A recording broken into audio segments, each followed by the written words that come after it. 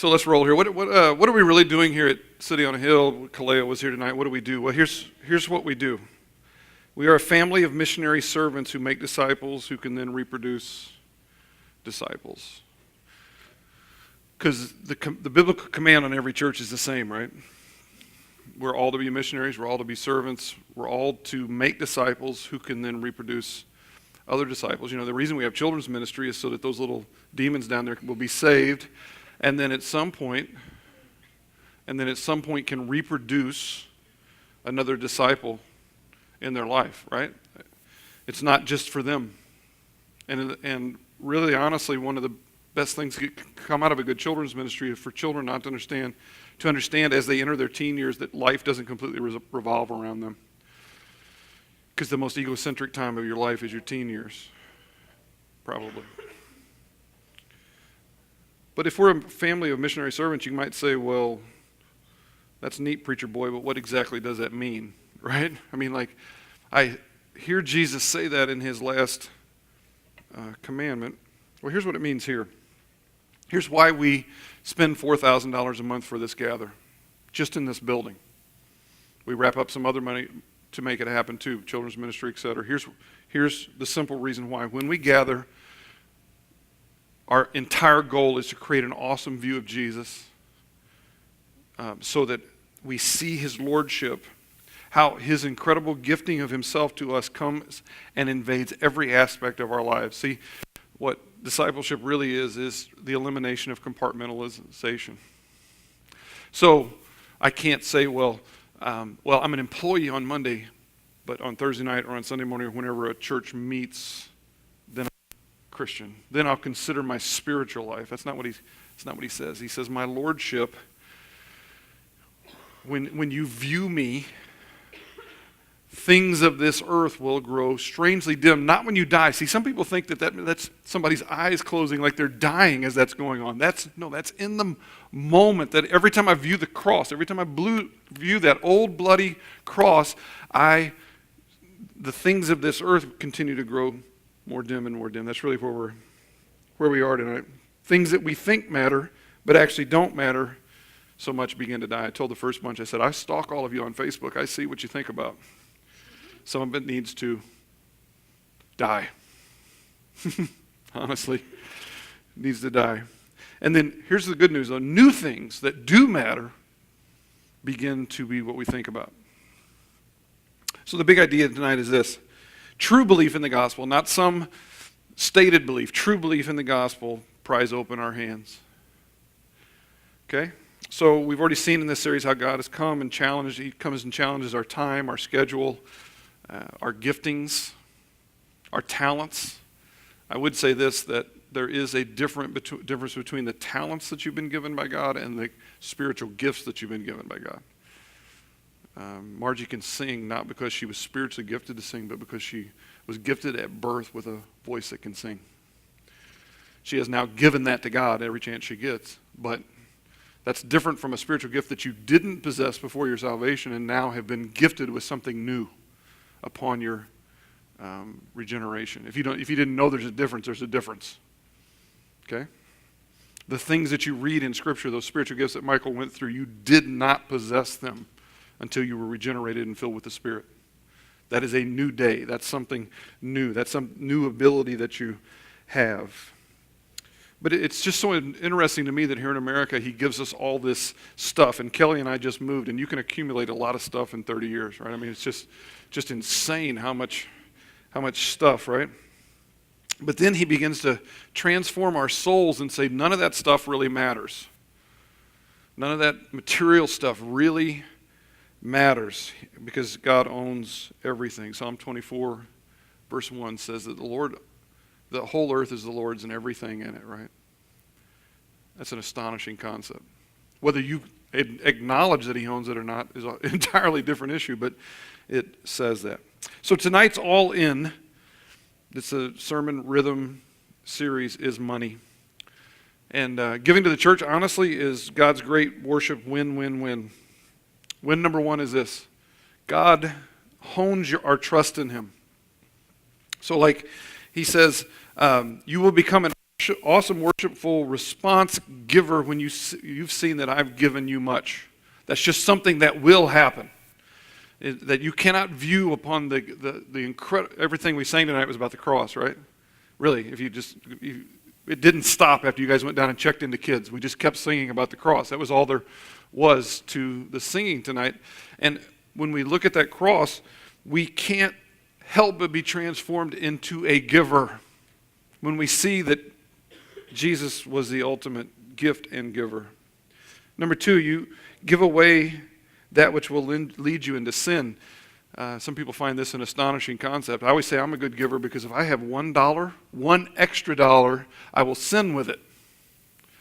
So that whole concept that money is the root of all evil, the love of money is the root of, not money is the root of all evil, but the love of money is the root of all evil, really comes down to if you have excess of anything, you will choose one way or another to go with that. And most of us choose sin in excess. Materialism is sin, period. And so we choose excess and therefore we sin. And so one way we avoid that is to give it away. And by the way, it's hard to get that camel through that eye of that needle too. Here in America, I always see somebody trying to line that baby up, like get the tail all. I think I can get that camel all the way through the eye of that needle. And some people in America don't think they're rich. I got news, they need to travel. We are extraordinarily wealthy here. And then number three, an additional plus is that the Great Commandment gets funded. There is a cost to carrying out Jesus' desire there. I really think that America was blessed with all the resources that it has to fund the Great Commission, which would then land in all people groups hearing the gospel, Matthew 24:14, and then Jesus would return. And America has not done its deal. We have more people groups who have not heard the gospel since America was blessed with all this wealth than before. That's bizarre to me. How can that be if we have this many people that supposedly love Jesus with all their heart, soul, mind, and strength, and others more than themselves? But as we give in that Great Commission, getting funding, MCs get started, churches get planned, people meet Jesus, and the best thing of all is we get to play in the game. Right? That's a lot of pluses. And one thing nice about me speaking to this issue is that I've never had to feed my family salary from the church. So there's no distraction of this conversation for me. I'm just another one of you folks who, there's nothing wrong with receiving a feed the family salary from the church, but there's a purity to motive when my eating is not based on your giving. Right? There's nothing wrong with Ben Durbin receiving a salary at the Bridge to be the lead pastor there. But there's something that I can say to you that you never have to kind of wonder, is he worried about whether he will eat or not? I did agree to take a little housing allowance when we planted here, when we had 2 houses, child in college, massive change in income to retirement, all striking kind of at once. But that's just stress relief, and we can do without it. Okay? So you can just be assured that tonight has nothing to do with me. I don't have a 24-karat gold toilet or a Bentley. Yeah, or not after $64 million for a private jet. My 98, 111,000-mile pickup and Chevy Cruze are both paid for. And you did not pay for my plane tickets to Prague, even though it would have been entirely appropriate for the church to do so. But that's enough about that. Bottom line is this, is that our hands are generally gripped tightly around resources that I believe are mine and they are about self, or I see the resources of God and I very loosely hold on to them as being for the church or others. So, you have Bibles around you. We're going to be in Romans chapter 12. And while you're getting there, I'll give you some background from the first 11 chapters of Romans. What they have done, to give you context for what we're going to preach tonight, is that they have said every human being who's ever born is evil. You just came out of children's ministry, you know that every human being who's ever born is evil. We're selfish from birth, and that the sin and death has defined our natural humanity. But somewhere in the course of the first 11 chapters of Romans, we begin to see the mercies of God come in. They start to flood into the scriptures, and they say, for you, the people we're writing to, it has because especially come to you. Chapter 3, there's no one good, no, not one. All are born evil. And then a little later, we get all the wages of sin are death. Those of you that were rooted in the Roman road on how to convert people, you were taught that way through. But chapter 5, there's a life changer. It'll come up on the screen for you since you're already in chapter 12. For while we were weak, still weak, at the right time, Christ died for the, what? Ungodly. He didn't die for those who cleaned themselves up first. He died for the ungodly. For one will scarcely die for a righteous person, though perhaps for a good person one would dare even to die. But God shows his love for us. Here's his expression of love in the gospel to us, in that while we were still sinners, Christ died for us. While we were still sinners, while we were enemies of God, hating him, you understand, evil, he said, I love them before they're cleaned up. That changes everything. Let me just say this to you. The key moment in your life in seeing everything about the way you think, the transformation, happens when you get a deep, deep, deep understanding of what you deserve and now what you're receiving. Everybody tracking with me? But often, people stop in the gospel with verse 8 of chapter 5. Thanks for your death on the cross, Jesus. Thanks for heaven. Now I'll go on my merry way. And their prayer life becomes, as I'm on my merry way, on my agenda, please come and bless and join my agenda, Father. That's the American Christianity. Right? Here's what we need. We need some awe. A-W-E. Honestly, our response to verse 8 should be, Father, when can I get up? Forget me out on my agenda. Forget me saying, God, come bless my agenda. How about just when can I get off my face? Because I'm in such a depth of worship, such a Martin Luther-like expression of an understanding of my sin and the amount of depravity and then the level of love that it took to overcome that. While I was yet a sinner, not after I received Christ in my heart or whatever the particular vernacular there might be. Let me give you a little visual of the change. 1 Peter chapter 2 verse 10 says, once you were not a people, but now you are God's people. Once you had not received mercy, but now you have received mercy. And I just want you to hear there that the people are the visual. Why do we gather? Why is it important to gather? It is such an encouragement to us, or it should be, to see other people who once had not received mercy. We were out there making videos, right? We once were something, and now we have received mercy as a people. And so every time we get in each other's presence, it should be so hopeful, such a visual that once we had not received mercy, we were bound for hell, an orphan, isolated from God and the family of God. You want a definition of hell, that's it.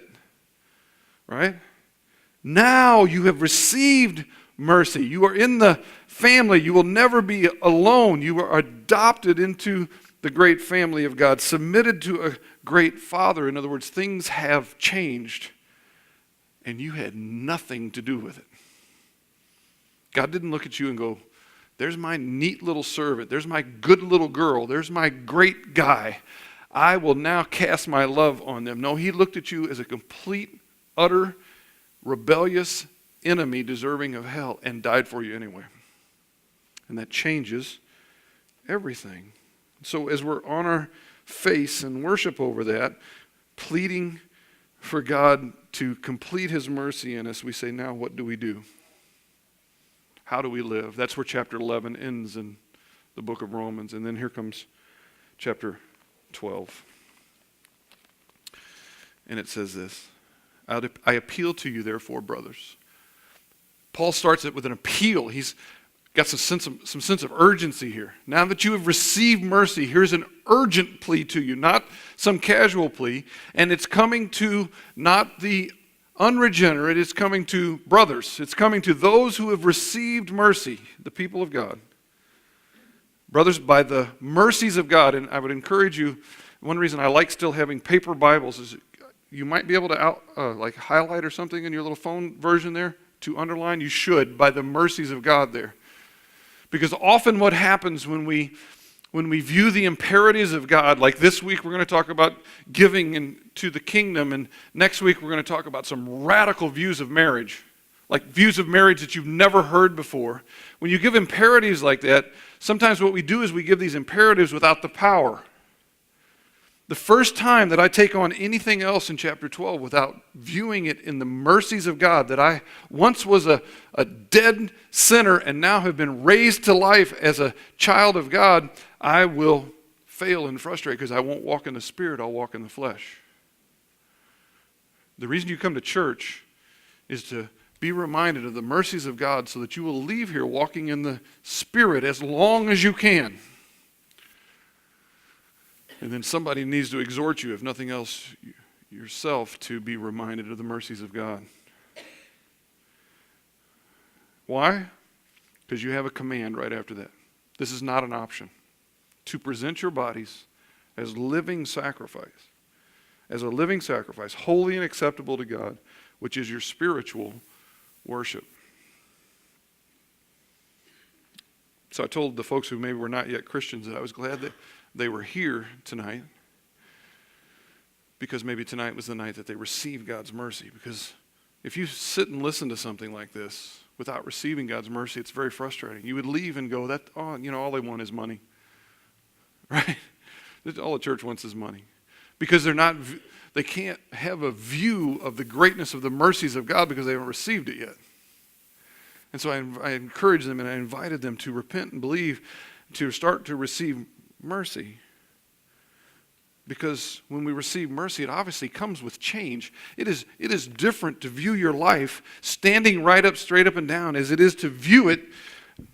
You guys understand that when they heard sacrifice here, that means it was something on an altar that it had all the blood stabbed out of it. There was blood all over the walls, and the thing was burnt. It was so dead that there was no blood left in it and burnt to a crisp, just to make sure it was dead. I think that's why God had them torch the sacrifice. And then it says, a living one. A living one. So this free gift of mercy does come with change. Say that with me. This free gift of mercy comes with change. Remember we talk about over and over again that the gospel is a change agent. Your natural sin nature is to fight change. And so the gospel must win. What's our commanded response? Our act of worship for what has been done, to present our bodies as a living sacrifice. Okay, somehow that works, right? Those two words together are an oxymoron. Like pretty ugly, right? Two words, somehow they don't go together. Walking dead. The one I always love is alone together. Right? I got a couple, they enjoy their romantic date night because they were alone together. Well, okay, kind of, right? Great Depression. My grandmother didn't think the Depression was so great. Right? Jumbo shrimp, of course, and then my favorite, government intelligence. Right? There's that, just two words that don't go together. But living sacrifice. There is breath in your body, living, but somehow, he wanted them to see that thing on the altar. Completely dead. Dead to self. Dead to my desires. And we're starting to see that we're given new desires. The question is, will you walk in those new desires? Or will you do what I tend to do, which is to crawl off the altar? I'm this living sacrifice right here that's burnt completely to a crisp when I'm here, and then life hits and I tend to crawl off the altar. Step outside my union with Christ, walk in the flesh, work my own life, work my own agenda, my own finances, my own schedule. But that's not our call. See, Michael talked to us about time a couple of weeks ago, right? I honestly have thought for a long time that people would give up their money before they'd give up their time. When you challenge people to true missionary living in church, I think that plays out to be true. But what does God want? Does God want me to go to church 7 days a week and serve the homeless shelter every night of the week? Well, probably not. But here's what he does want. He would really just like for you to love your family well with the gospel. Can we just start there? Dale has a son, daughter, right? Both, right? How about just love them well with the gospel when you're with them? And then how about we love the culture well by engaging the culture? That's going to look different for all of us. Like, there are some people who actually pack up and go someplace. You're really lucky that some people packed up and went someplace at one time. There was no Christianity here in North America, and some people died leaving the church in Ephesus and planting some churches in Europe, and then other church planters were making around Europe, and a bunch of people died when they actually decided to write the Bible and where people could read it, and then we got shipped over here with Bibles, and that eventually landed in City on a Hill here at some point. As churches that planted churches. That's why we're Acts 29, because had somebody not had the attitude for churches to plant churches that plant churches, this one wouldn't exist.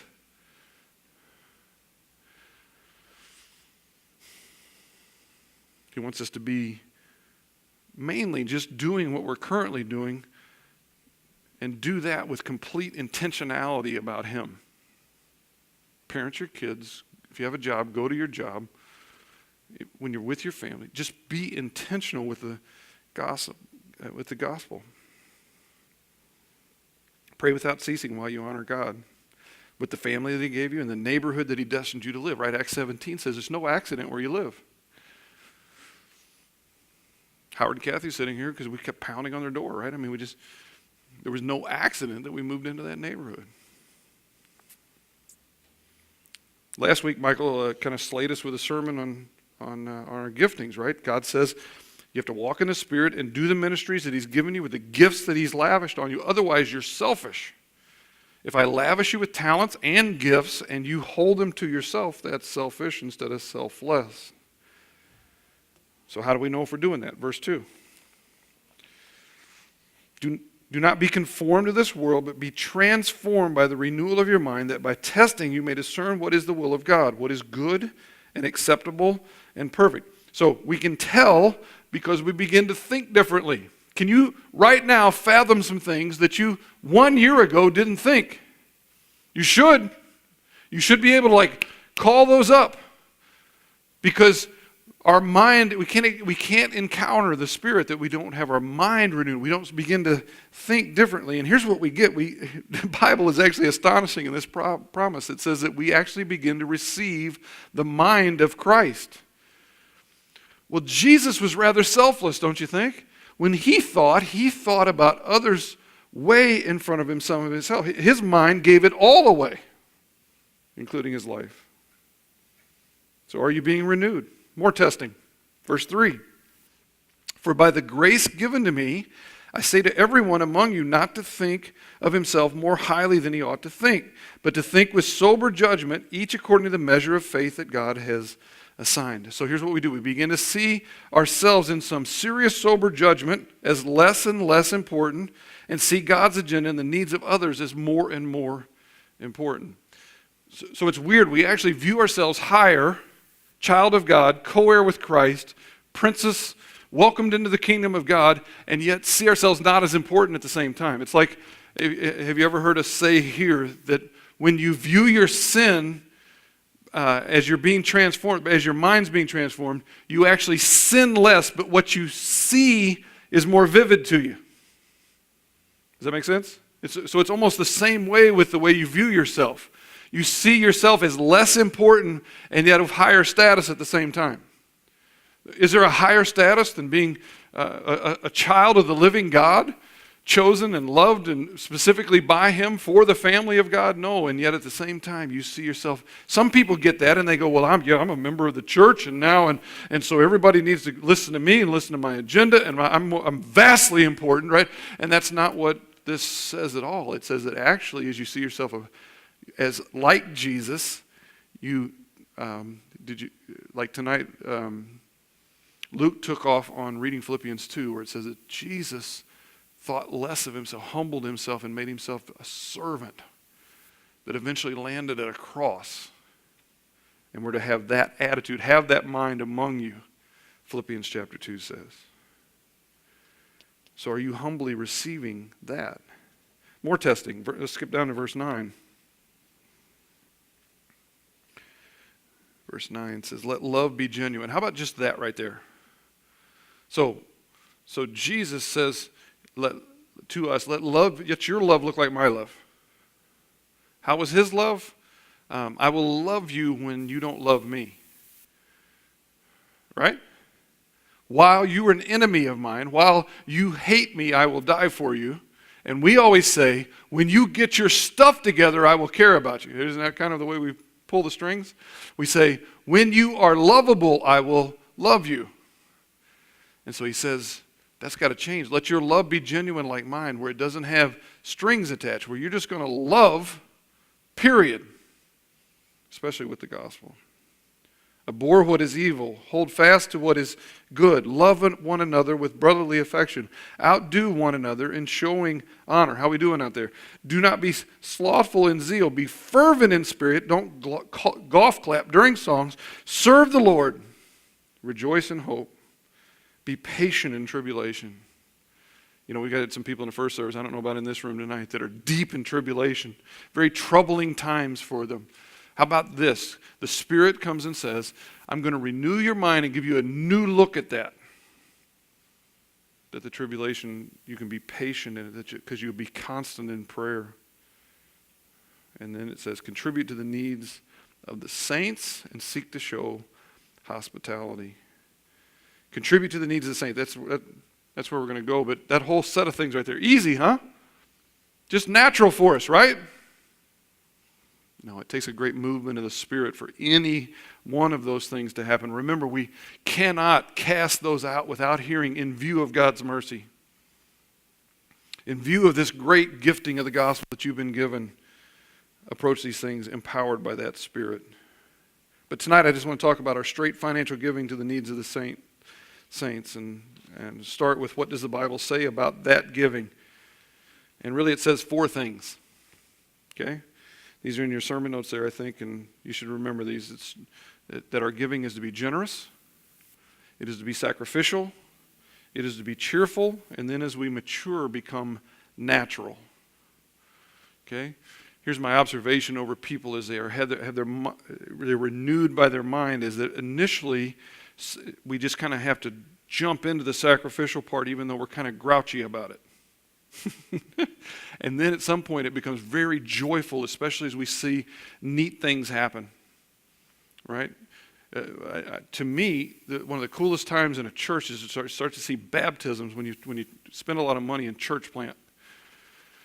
And then you start to see fruit of that taking place, and you start to see people being transformed.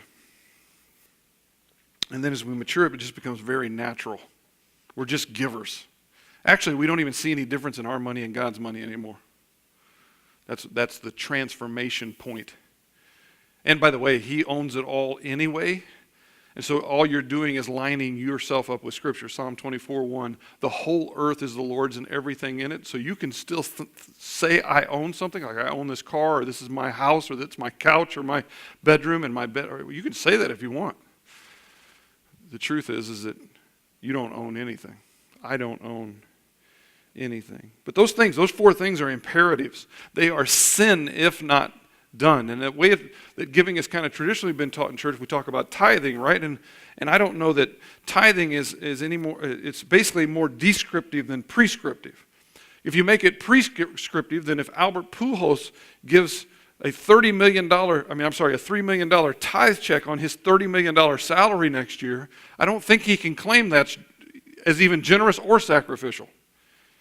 Right? So it can't be like prescriptive, but it does work as a good guide. And so we're going to kind of talk about 3 aims of our organized giving here at COA, the way we kind of recommend.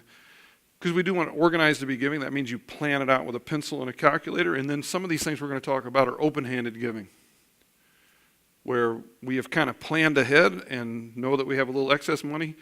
And that way, one of our rhythms is to bless, and we can just bless. Like just take care of somebody, serve them. Because remember, discipleship is about intentionality. It's about the gospel coming to bear on every detail of our lives. And so I think we should always be working on these 3 tithes. I'm going to title it that way. First one is this: tithe the church. This is worship that funds the Great Commission. When the elders of this church sit down and talk about a budget, if something doesn't fulfill the Great Commission, we kick it out. Okay? So, the beauty here is at COA we actually have a plan.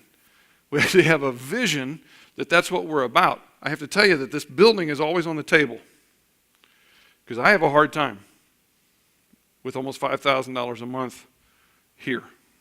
It's very gather-focused, and I'll be honest with you, I'm constantly evaluating, is this propelling people out? Because the first time I think it's not fulfilling the Great Commission, we'll shut this down and become a house church network so fast it'll make your head spin. That's not a threat, that's just how I view things.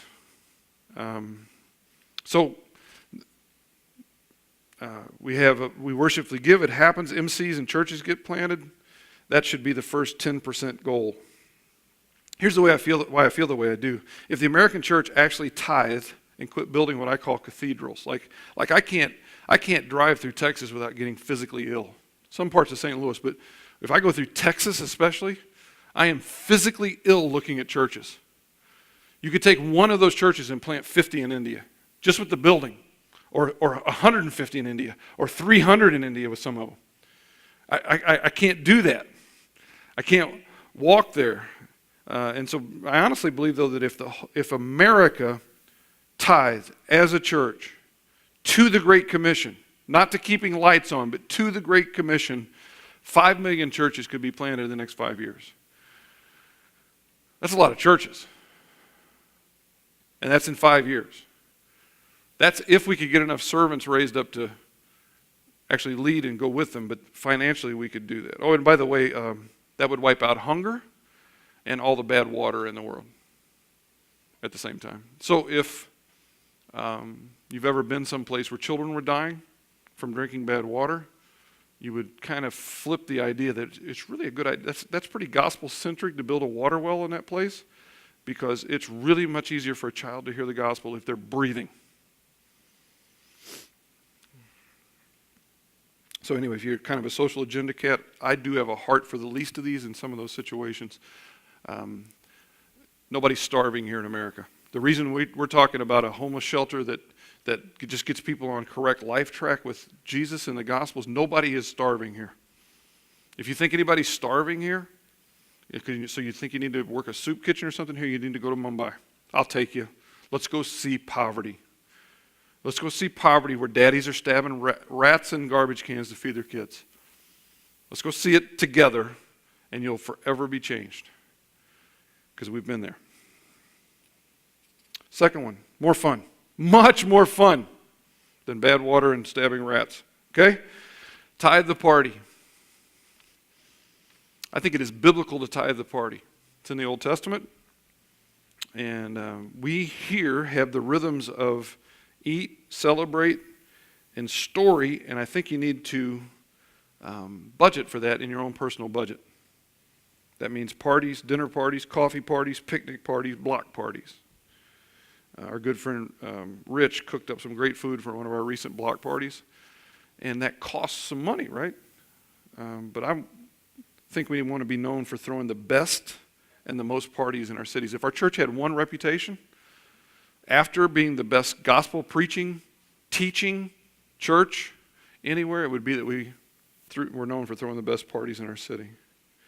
And that's neat, except parties cost money. And if we've not budgeted for it, here's what will happen.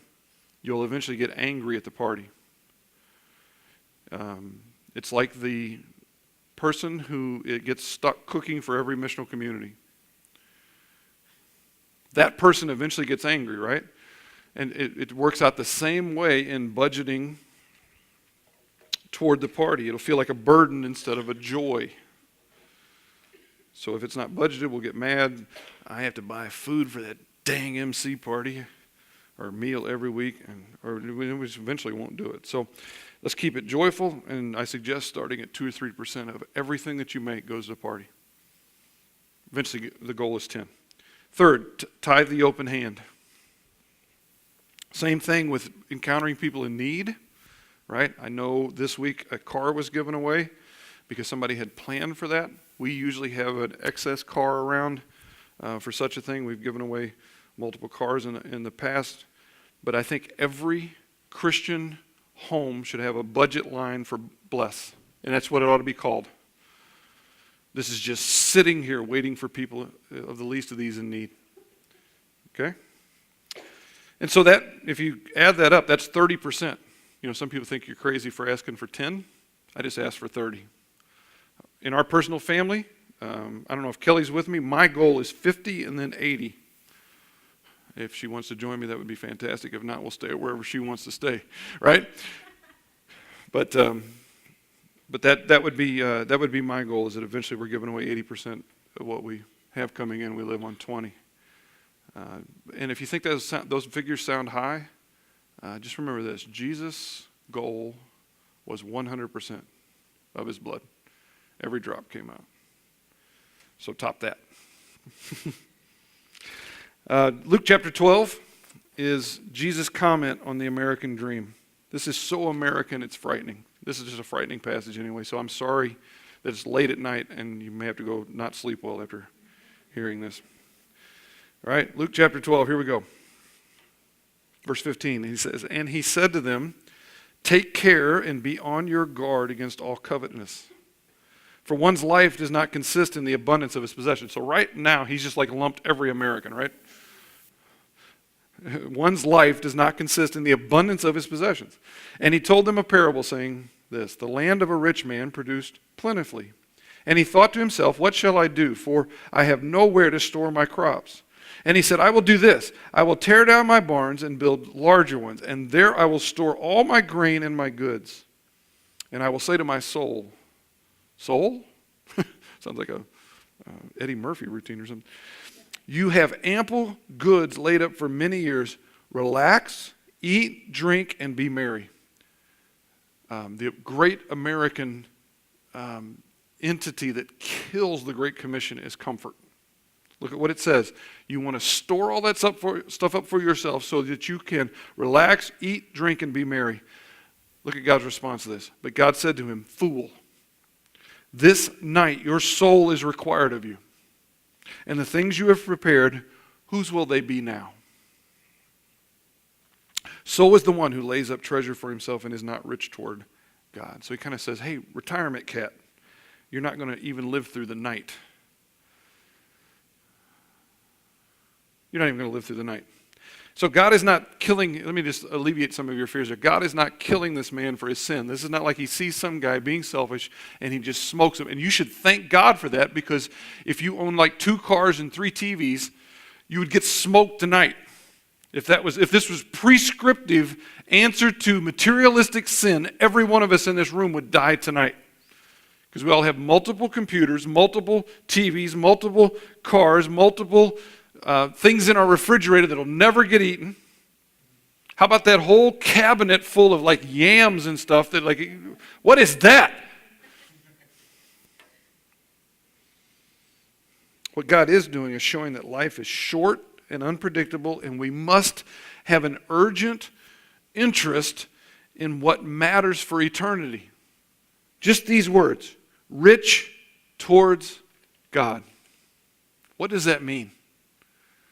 Didn't he say that? So is the one who lays up treasure for himself and is not rich toward God. One thing I do know is that it's scary enough that we better get that figured out. He's addressing our hearts, those selfish hearts, you know, the ones that supposedly died back on the altar. So remember the original request here. Present your bodies as a living sacrifice. Right? And so to avoid building more barns, we must have a heart change. and live with intention. See, because for most of our context, our American barn building is not bigger houses or luxury cars.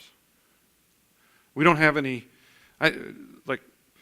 there's some places that if you preach this, you would actually have to call people out on, can you tell me exactly why you drive a Range Rover?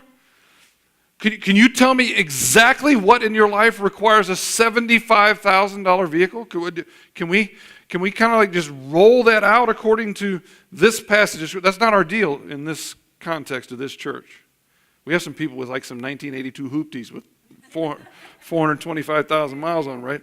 We got some straight hoopties in this church. So what is barn building here? Here's what I really think it is. It's kind of mindlessly living. Like for the next 6 days, there's not a lot of planning, so we eat out 2 meals a week and then look down and there's nothing left for the kingdom. We didn't give to the kingdom first, and then we played out our life in this frantic pace, and because we had to eat out multiple times, there was nothing left for the kingdom or for folks in need, for the least of these. The Bless budget got stolen for McDonald's, right? We had to dip the Bless bucket because we didn't plan how to sacrificially live so that somebody else could. And I'm going to tell you a little story, and I'm going to sound like a TV preacher here, and so I apologize. But this is a true story.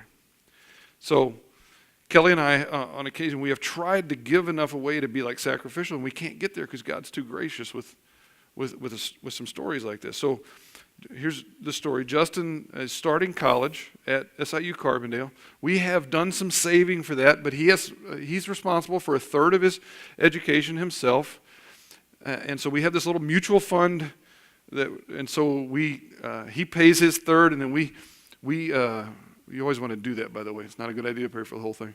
And so we kick our 2/3 in, room, board, out-of-state tuition, everything there, and so it's a chunk, and we pay this out of this mutual fund deal, right?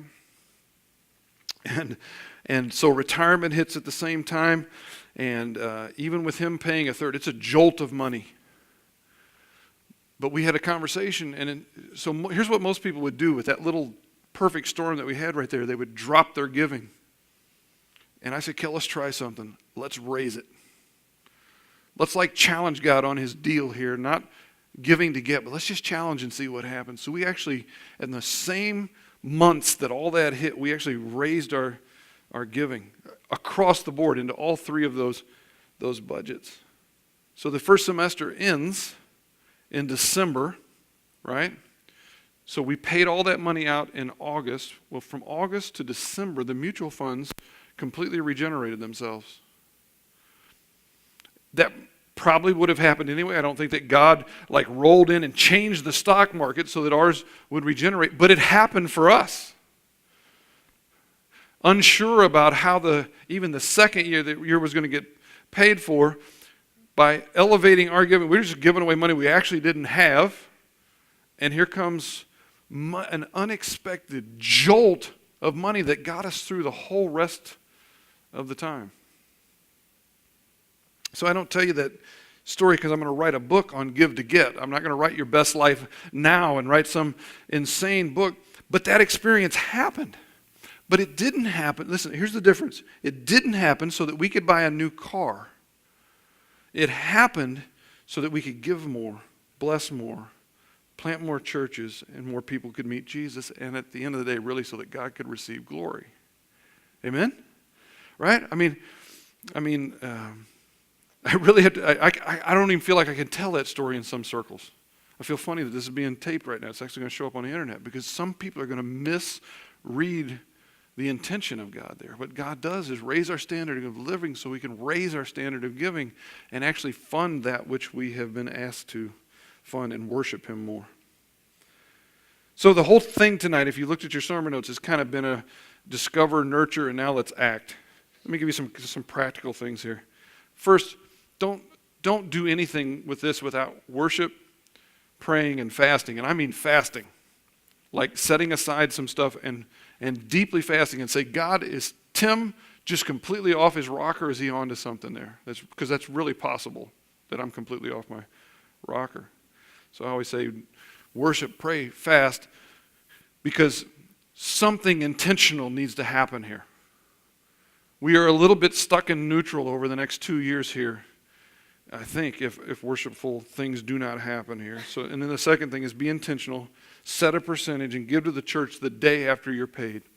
Here, honestly, I think first fruits is one of the most important concepts in the Bible, and I just challenge you to go into the back of your Bible and look up first fruits and watch God's response to first fruits, or lack of first fruits, either one.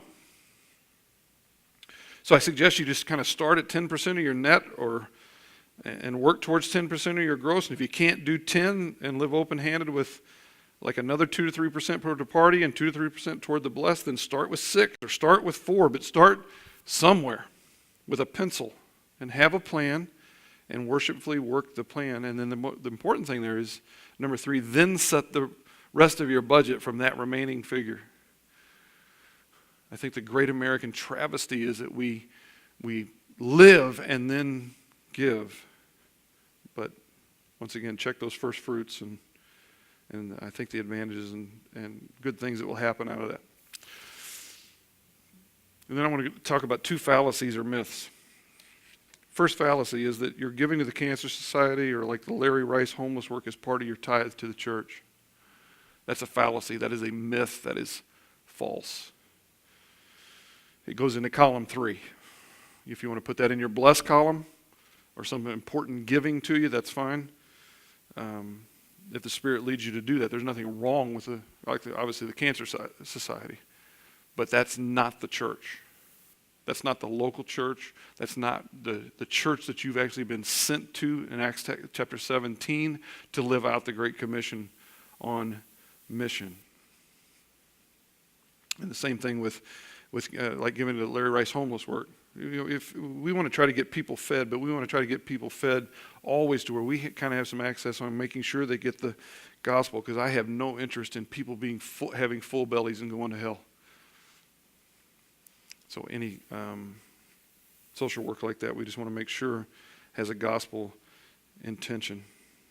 So that goal of 10% in your gross income and then beyond when out of debt goes to the local assembly to make disciples who make disciples and plant healthy churches who plant healthy churches. It is crystal clear what that initial tithe is for. Second myth is I tithe my time because my finances are not currently healthy. That is a myth. That's not going to play well with God. Okay? First of all, your finances are probably currently unhealthy because you have had this backwards. You think you're a good money manager. Jesus is much better than when you actually suck. And so when we admit that, we put him in charge and things will change. But this is pretty prevalent conversation, a myth to have with this group, because it's most common in worship leaders and children's ministry people. That they say, my finances are not healthy, I can't tithe the money, but I can always give my time. And the problem with that is he says, I'm asking you for sacrificial financial commitment. Okay? And what happens there is Satan kind of comes and visits and he says, you know there's demons down there. They're hard to deal with, those kids, and we really kind of deserve to get paid. But at the end of the day, we'll just give our time instead of our money, and it all will even out. Here's the problem with that is while your time in the Great Commission is very valuable and that needs to get laid into an open hand as your heart is warmed by the gospel, churches cannot be planted with your time check. That pastor in Poland that we've got some Polish connections now with the Kaleo bunch here, he can't feed his family with your time check. That's not going to happen. Lance Smith cannot feed his family with your time gesture. So basically what's happening is God wants to know that he owns your heart. And one worshipful way we express it is to give away our selfish barn money. Right? It's happened. It's happened. We can when this gets fun is when we see great things like this church sent money to Pastor Geron in the Sai district of Bangkok, and he built the first worship facility ever in that. And that worship facility did not exist before. And there's Pastor Lance teaching English class with some people who have never heard the gospel. So those people right there standing with Pastor Lance have never heard the story of Jesus' great worth. They now will hear that story at some point because that room was built where English classes can take place and worship can take place in the Sinai district where there has never been a church, ever. Okay, that facility cannot be built with your time check. It actually took some 2x4s that they had to go to the Bangkok version of Lowe's and build. And it lands there. Those are baptisms with people who had never heard the gospel. And because we have invested in Bangkok and other people who have invested in Bangkok, they now have heard the gospel and received it. And so there's a church movement going on there. So as we can see from Romans 12, this, God's mercies creates change. One thing it does, it pries open our financial hand. But it also pries open our eating hand. All right? So we're going to eat a meal together and think about, in view of God's mercy, how do we live? How do we live?